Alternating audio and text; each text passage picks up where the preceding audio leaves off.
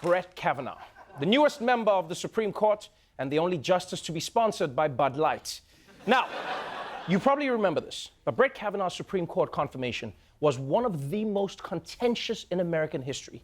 He faced multiple accusations of inappropriate behavior, including drunken misconduct and sexual assault. But after he was cleared by the FBI, he managed to get just enough Senate votes to be confirmed to the Supreme Court. But now, a year later, the New York Times has dropped a bombshell story that has put Kavanaugh back in the spotlight.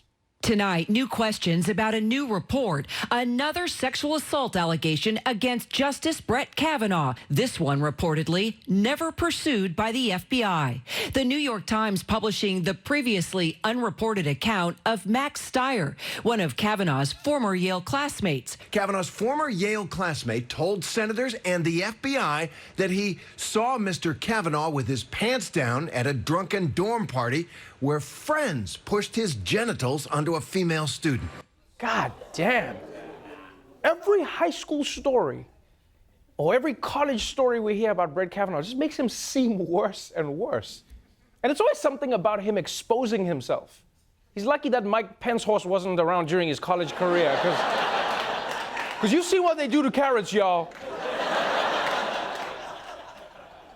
And you know, when you hear stories like this, it's hard to believe that someone like that could ever go on to the Supreme Court. It must be even harder for people who actually went to school with Kavanaugh. Can you imagine their conversations? It's like, hey, whatever happened to balls out Brett? And it's like, actually, it's Justice balls out Brett now.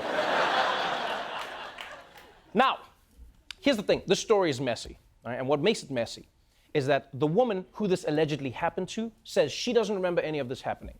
But the guy who says he saw it says that she was so drunk at the time, he's not surprised that she can't remember it. And we may never know for sure what happened that night, especially since the FBI never even investigated it, which may seem like a surprise to some people, but according to the New York Times, the FBI didn't look into a lot of the accusations against Kavanaugh.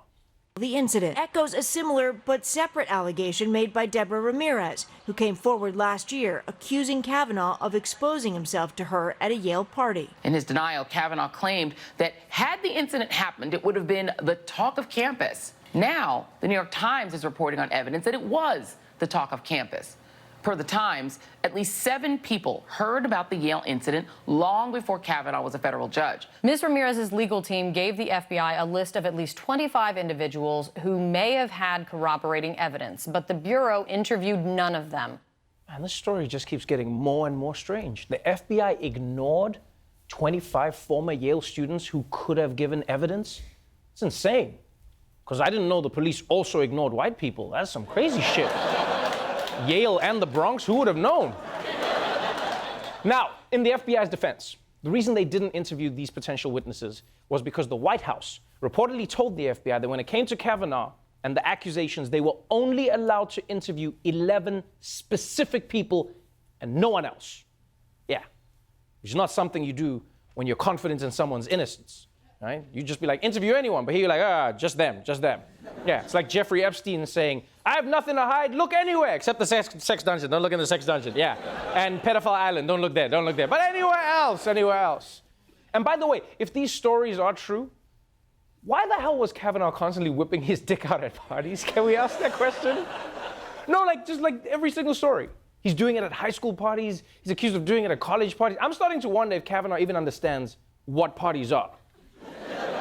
Like, does he just show up to his grandma's birthday party? Happy 90th, Nana! It's like, no, Brett! No! We said bring your famous dip.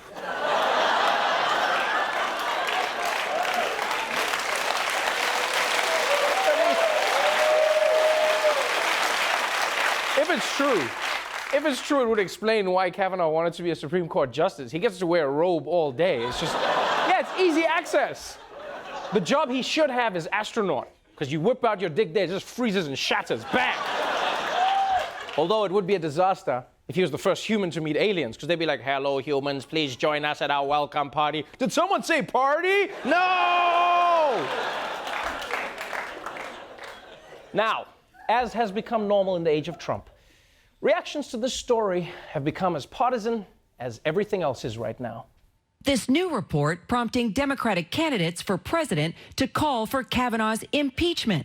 Senator Kamala Harris, who serves on the Senate Judiciary Committee, tweeting, "He was put on the court through a sham process, and his place on the court is an insult to the pursuit of truth and justice." Republicans saying Democrats need to move on. There's nobody they don't want to impeach.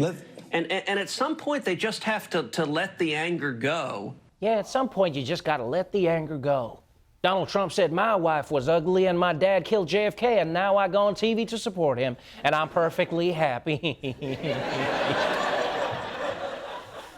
Oh, and speaking of Trump, the president is also weighing in on the Kavanaugh news, and there's no prize for guessing which side he's on.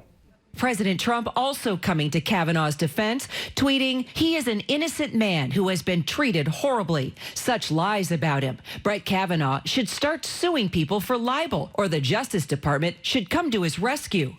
The Justice Department should come to his rescue? What? I feel like Trump doesn't really understand how the government works. Yeah, he just acts like the Justice Department is his own personal emergency line. Just, "Hello, Justice Department, there's a monster under my bed, come quick." It's like, "No, Dad, it's me, Eric. Even worse, come quicker."